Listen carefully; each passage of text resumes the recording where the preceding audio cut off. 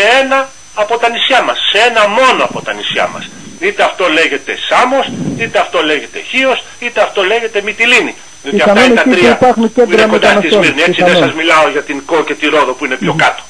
Φαντάζεστε συνεπώς τι θέαμα θα είναι για τον τουρισμό αυτές ή τέλος πάντων κάπως ιδιόρυθμες καταστάσεις του να περιμένουν διάφοροι ταλέποροι λαθρομετανάστες να επανεπιβαστούν σε ένα πλοιάριο που θα τους μεταφέρει απέναντι και όλοι οι υπόλοιποι τουρίστες να χαζεύουν. Δεν νομίζω ότι είναι ένα ωραίο θέαμα. Κύριε Βουλευτά, ήθελα να πω στον κόσμο ότι στην τηλεφωνική μας γραμμή, απέναντι δηλαδή που μιλάμε αυτή τη στιγμή, είναι κυρίες και κύριοι ο κύριος Γιάννης Κοραντής, βουλευτής του Λαός, πρέσβης, και όταν λέμε και την λέξη πρέσβη εννοούμε ότι έχουν πολύ βαρύτητα τα λόγια του και οι ενέργειές του και οι επίκαιρες ερωτήσεις που κάνουν στη Βουλή, για οποίες έχει διατελέσει και διοικητής της Εθνικής Υπηρεσίας Πληροφοριών, και καταλαβαίνετε ότι αυτά που λέει ο άνθρωπος αυτός είναι αρκετά σοβαρά και θα πρέπει να ανοίξουμε εμείς τα αυτιά μας. 1000 άτομα, κύριε Βουλευτά, κύριε Κοραντή, δεν λένε τίποτα μπροστά στις 100.000 που μας έρχονται κάθε χρόνο. Εντάξει, εδώ πιάνεται ένα δεύτερο σημείο, κύριε Νέγρη, διότι εδώ υπάρχει μια πονηρή λεξούλα. Ο Υφυπουργός, ο κύριος Βούγιας, ο Υφυπουργός Προστασίας του Πολίτη, και χθες, αλλά και στο δελτίο τύπου το οποίο έχει εκδώσει το Υπουργείο Προστασίας του Πολίτη, χρησιμοποίησε τη λέξη τουλάχιστον.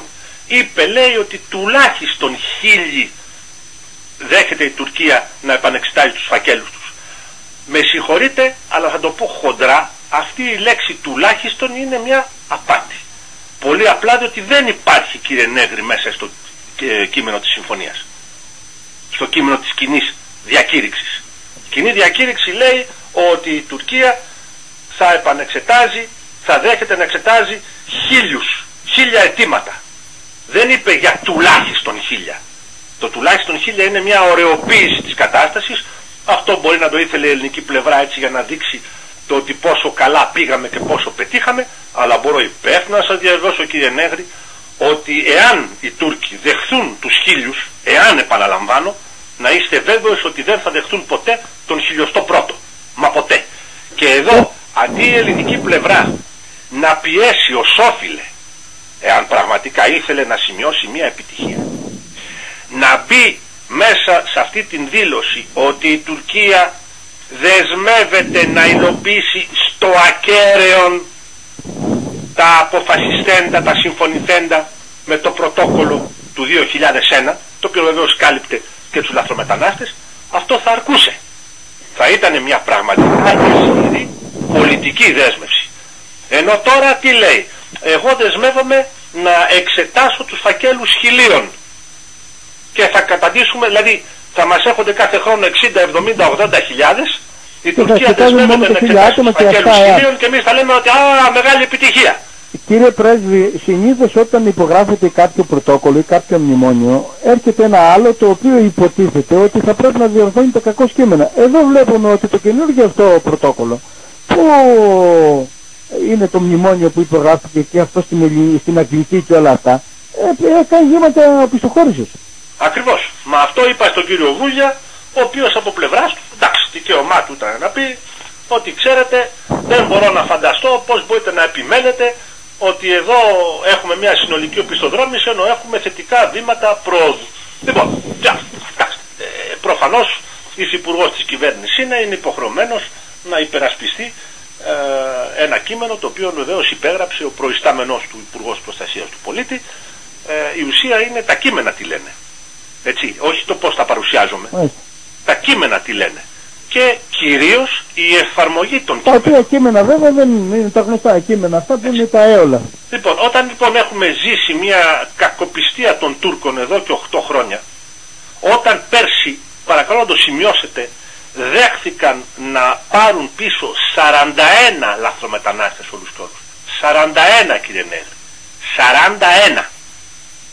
41 επίσημα στοιχεία. Αυτή είναι η απάντηση που μας έχει δώσει σε ερώτημα που έχουμε καταθέσει στο Υπουργείο Προστασίας του Πολίτη, το ανωτέρω Υπουργείο. 41. Λοιπόν, γιατί μιλάμε? Ναι, μας κοροϊδεύουν. Το είπα από την αρχή, φύγε και με ταξωτές κορδέλες. Κορδέλες το είπα εγώ. Όμως, κύριε Κοραντή, εδώ και ένα μεγάλο χρονικό διάστημα απαιτούν οι Έλληνες νομάρχες, τα ελληνικά επιμελητήρια, οι θεσμοί και άλλοι παράγοντες να δοθεί η βίζα στους Τούρκους. Μέσα από αυτήν την διακήρυξη... Να αρθεί η βίζα για τα ημερήσια ταξίδια. Εδώ όμως διαπιστώνουμε ότι η κατάργηση αυτή της υποχρέωσης αφορά μόνο τα πράσινα ειδικά διαβατήρια που δίνονται μόνο σε δημοσίους υπαλλήλους, σε κρατικούς λειτουργούς, σε δικαστικούς και σε όλους τους γνωστούς εκπροσώπους του τουρκικού βαθέως κράτους και δεν δίνονται σε απλούς ανθρώπους, σε πολίτες. Τι κόλπα είναι αυτά τώρα? Αυτά, κύριε Νέγρη, είναι πονηρά κόλπα. Πρέπει να σας πω ότι και στο σημείο αυτό εγκάλεσα τον Υφυπουργό Προστασίας του Πολίτη, διότι του υπενθύμησα ότι όλοι αυτοί πραγματικά είναι οι εκπρόσωποι, όπως πολύ σωστά είπατε, του τουρκικού βαθέως κράτους. Και όχι μόνο αυτό, αλλά και κάτι άλλο. Από αυτούς περιμένουμε δηλαδή να ανθίσει η οικονομία στα νησιά? Όχι, νομίζω ότι είναι κάτι άλλο. Πρέπει να προσθέσω, μεταξύ αυτών που έχουν πράσινο διαβατήριο είναι δεκάδες χιλιάδες από τους αρνησιπάτριδες πρώην Έλληνες υπηκόους, μουσουλμάνους στο θρήσκευμα, οι οποίοι είχαν στερηθεί, είχαν απολέσει την ελληνική ηθαγένεια βάσει του άρθρου 19 του κώδικα ελληνικής ηθαγένειας, το οποίο ως γνωστόν καταργήθηκε το 1998.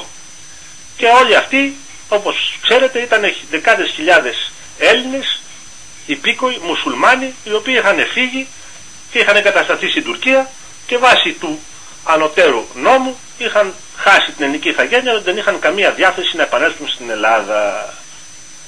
Με άλλα λόγια, σε αυτούς τους ανθρώπους, οι οποίοι, επαναλαμβάνω, είναι αρνησιπάτριδες, διότι έφυγαν, δεν την ήθελαν την Ελλάδα. Είναι απλά τα πράγματα, πρέπει να τα λέμε με το όνομά τους, κύριε Νέγρη. Σε αυτούς τους ανθρώπους πάει τώρα η κυβέρνηση, η σημερινή κυβέρνηση, να τους δώσει τη δυνατότητα να έρχονται στην Ελλάδα χωρίς καμία διατύπωση, χωρίς κανένα έλεγχο. Και γιατί το λέω αυτό το πράγμα? Διότι όχι απλά η προηγούμενη κυβέρνηση της Νέας Δημοκρατίας, αλλά και η παλαιότερη κυβέρνηση του Πασόκ, τότε που ήταν υπουργός εξωτερικών ο κύριος Παπανδρέου, είχαν γίνει δέκτες επίμονων ετοιμάτων, πιεστικών ετοιμάτων από την τουρκική πλευρά για την άρση των θεωρήσεων για τους κατόχους αυτών των ειδικών διαβατηρίων. Και σωστά νομίζω και οι κυβερνήσεις τότε του Πασόκ, αλλά και οι προηγούμενες κυβερνήσεις μέχρι πέρσι τον Οκτώβριο της Νέας Δημοκρατίας είχαν προβάλει αντιρρήσεις, είχαν αρνηθεί να το δεχθούν. Και το ερώτημα το οποίο έθεσα στον κύριο